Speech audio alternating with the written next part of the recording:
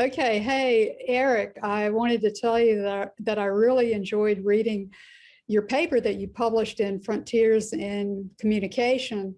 And I especially liked the table of questions that you had in there, questions that scientists may have about making videos.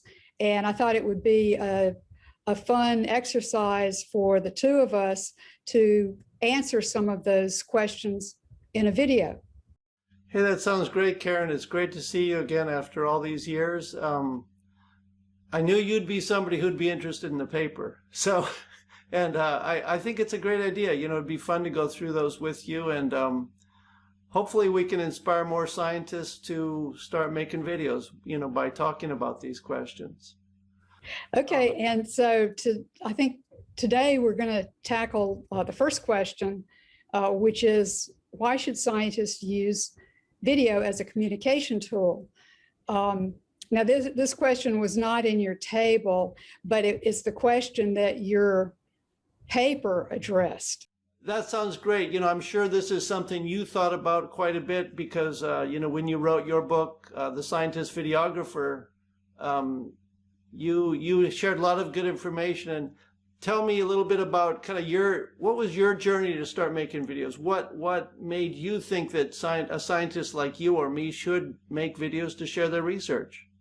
Well, the way I started out, I got a new camcorder or a camcorder, the first one I had ever owned.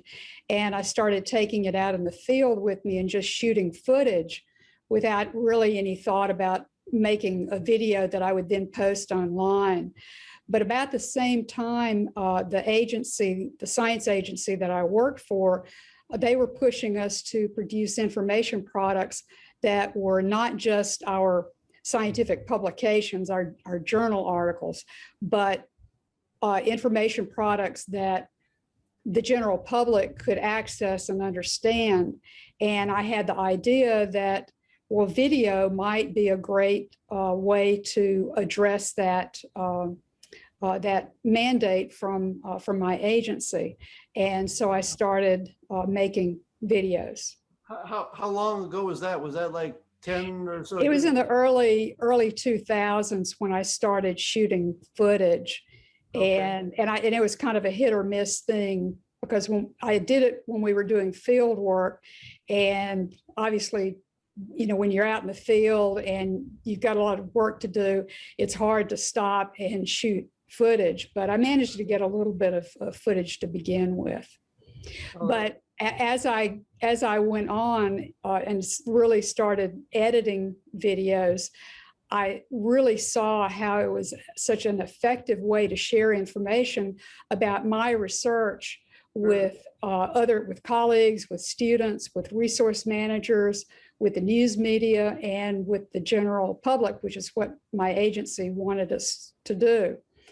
And I also saw that it was a really great way to show your unique qualities and your communication skills, because in a text document, you can't get across intangible qualities like enthusiasm, curiosity, humor, which you're really good at. You can do it much better in a video, or it comes across much better in a video compared to a text document. Yeah, it's interesting when you're talking about your agency wanting outreach tools to reach a broader audience. That's something that's been very important for me at the USDA as well. And I think for me initially it started off with a lot of the stakeholders for my research are farmers, and farmers don't read my papers. I don't blame them. They're not intended, or they're often far too technically dense and overly jargony for farmers to understand that. And so my real journey to make videos started with making a video that I thought farmers would appreciate. And that was back in 2013, about the time that I think I learned about your efforts, and then we initially talked. That was quite a while back. But for me too, it's just such a great way to, in terms of why I make them, it's a great way for me to take all those I've taken a lot of still images over the years, a lot of photographs, and I can incorporate those still images into a video and basically bring a paper to life. You know, add some color and some far more interesting visuals than often we would have in a paper. Yeah, and another aspect to this is I think it's a really good way to build your reputation in your field. In the past, we depended on our scientific papers, our conference presentations, and personal interactions to build a reputation. But with video, you can reach a much larger group of people, a worldwide group of people, in fact. And now with mobile devices that can shoot high resolution video, it's really easy to shoot video. And then there are inexpensive and easy to use movie editing apps that make it really easy to polish your video into a finished product. Yeah, it's gotten a lot easier than when I actually made my first video. I was finishing my PhD, and I remember how my computer crashed about every 10 minutes, it seemed like. And nowadays, you know, these new video editors are they're much more user friendly. They can really work very efficiently. It's a fun process. And I think it's just a good skill to have. You know, in addition to reaching a broader audience, whether it's farmers, the general public, other scientists, students, like you said, for me, it's kind of like learning to type several years ago. You know, I think there would have been a few decades back, some scientists probably gave some, you know, secretary their manuscripts to type out. And nowadays, that's kind of, it's unheard of. All scientists know how to type.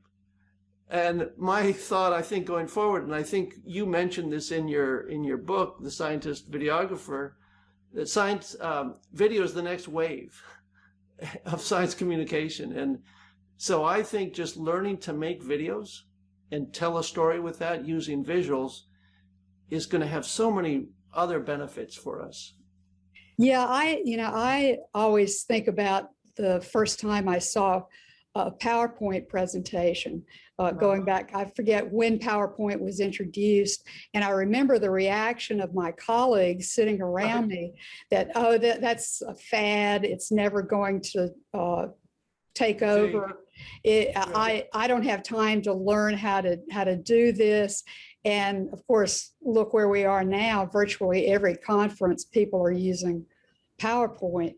And those colleagues that never learned how to use it, they had to depend on other people to make to do their presentations for them. And I think the same applies to making videos. You just put a little bit of effort into maybe a 30 minute to an hour effort into learning the basics of editing. You'll have the necessary basics to make a fairly decent video. Yeah. No, and that's how I started out.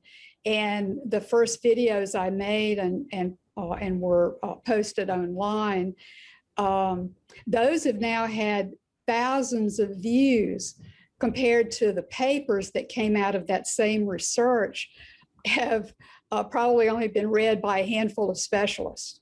You know, it reminds me, so in my paper, where the table is, I talked about my first video that went on YouTube, and that was in 2013. The paper, I think, as of now, 2021, has been cited like 25 times or so. But the video on that same topic has over 20,000 views. And it was initially shown at a conference to about 25 people. And so, you know, if it hadn't gone on YouTube, or if I didn't make that video, I don't think the impact of the research would be near as great as what it is. So I think it's such a helpful way. And that's kind of why we're making these series of joint videos together, right? Yeah, and actually the other thing that was affected by learning how to make videos was I learned how to frame my message very efficiently and concisely, because I had to get it across in a video in just a few minutes. And you have to be very clear about how to distill down to the basic elements of your research and why it's important to the general public. Kind of like an elevator pitch, right? Weren't we going to kind of give the viewers? Yeah, that was our tip. That was our tip that we were going to offer viewers of this video, is the tip based on the idea that, you know, everyone has been told, well, you need an elevator pitch, which is a short summary of something about yourself, what your area of expertise is, a project that you're currently working on, in case you run into somebody important in an elevator at a conference, like the program manager of a funding agency, and they turn to you and say, well, what do you do? And so my idea is to turn that elevator pitch into a video. And I'm talking about a short video, like a minute. Okay. And in it, you would say, hi, I'm so-and-so. Here's my area of expertise, and I'm working right now on a really neat project. And here's what that project is all about. And this is what I expect to come out of it. So were you thinking that's kind of the homework assignment for viewers, right? To kind of help them get started on this? Yes, it's for viewers who have been thinking about making a video or who have been hesitant to try to make a video. This would be a starter video that would get you going. I like the idea. One question I have is, when you say an elevator pitch, they would just do that just with themselves talking. They don't need to bring in any other visuals for this kind of assignment, right? Just keep they could, or they could just, if they don't want to talk on camera, they could just shoot some footage of their laboratory or their a field site if they do field work, even use still images, and then they can explain what they're doing or something about their research using a voiceover. But I would encourage somebody to try to speak on camera, because it really teaches you a lot about how to present yourself, and then you see how you are coming across to other people. I like that idea, and I think just, you know, just to keep it simple, if they just start with just set up their camera, stand in front of it, and give their 1-minute spiel, their elevator pitch, I think that'd be a great way to start. And there are also templates in editing applications like iMovie, which are like movie trailers. And those are really fun to use, because it's already set, everything is set up with music and text and transitions. And all you have to do is drop in your footage or images, and you change the text to say whatever you want it to say. And those are really easy to make, rather than just starting from scratch and trying to design it and put in transitions and select the fonts and that sort of thing. The movie trailer is already set up for you with all of that, plus music. Oh, that sounds great. In fact, it reminds me that on my YouTube channel, I need to create a trailer. I know you have a trailer on yours, and I need to kind of have a trailer video that says a little bit about me and what my video channel is about and what people might expect there. Yeah, I think a lot of people, when they go to a YouTube channel, if you have a trailer, that automatically plays for each new visitor, and it really gives them a good idea of what your channel is about and what you're trying to accomplish with your channel. Sounds good. So do you think we should wrap up this question maybe? Yeah, I think we should wrap it up. And so I think we've pretty much made the point that we think that scientists should be using video as a communication tool. I mean, we all try to keep up to date in the instruments that we use in our research, and this is just this is the communication tool of the moment. And I think it's really important for scientists to at least have some basic skills in how to make and edit a video. Well, that sounds good. So I encourage viewers, scientists to go and give this a try. Read the paper, and hopefully look at the different types of videos on both Karen's channel and my channel to kind of see the different things that we've done in our journey to learn how to make videos. Do it yourself videos, right, Karen? Do it yourself, yes. Yeah, we're not talking anything with a professional crew or things like that.